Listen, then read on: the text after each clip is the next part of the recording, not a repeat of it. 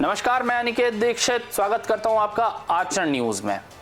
आज के इस खास एपिसोड में हम बात करेंगे 300 साल पहले गोवा से निकले एक पुर्तगाली जहाज के बारे में, जो लिस्बन पहुंचने से पहले समुद्री डाकुओं का शिकार बन गया।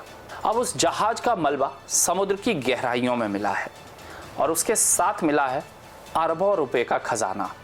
जी हाँ, एक ऐसा खजाना जो इतिहास के पन्नों में दबा था और अब दुनिया की नजरों में आ गया है। क्या है इस रहस्यमय जहाज की कहानी? किसने छीना था ये खजाना और कैसे मिला 300 साल बाद? जानेंगे आज की इस रोचक रिपोर्ट में। तो पुरातत्वविदों ने समंदर के अंदर 300 साल पुराना जहाज का मलबा खोज निकाला है। बताया जा रहा है कि इस जहाज के मलबे में बेशकीमती खजाना मौजूद है, जिसकी कीमत 101 मिलियन पाउंड यानी लगभग 11.74 अरब रुपए है। नासा सेनोरा डे काबो नामक यह जहाज साल 1721 में मेडागास्कर के पास समुद्री डाकुओं के एक बड़े हमले में डूब गया था।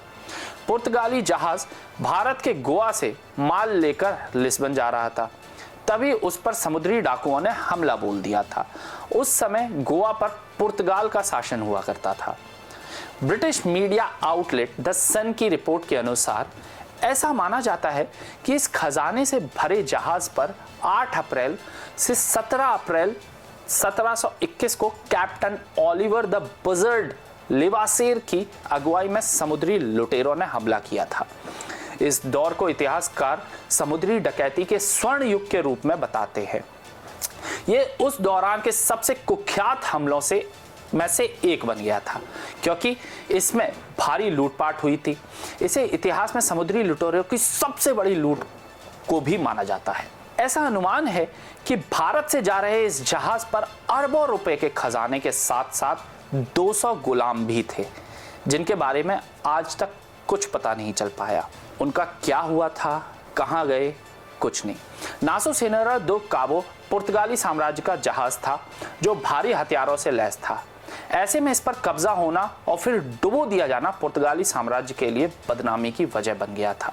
पुरातत्वविदों ने 16 साल की जांच के बाद ऐतिहासिक जहाज के मलबे को मेडागास्कर के उत्तरी पूर्वी तट पर नोसी बोरहा द्वीप के पास अम्बोडई फोत्राटा की खाड़ी में पाया। जहाज के मलबे की जगह से 3300 से ज्यादा कलाकृतियां निकाली गईं।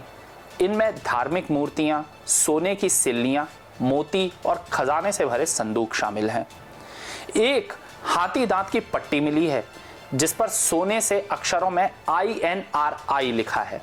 ये लैटिन शब्द लेसिस नाज़रेनस रेक्स लुडियारोम का संक्षिप्त रूप है, जिसका अर्थ है नाजरेत का यीशु, यहूदियों का राजा।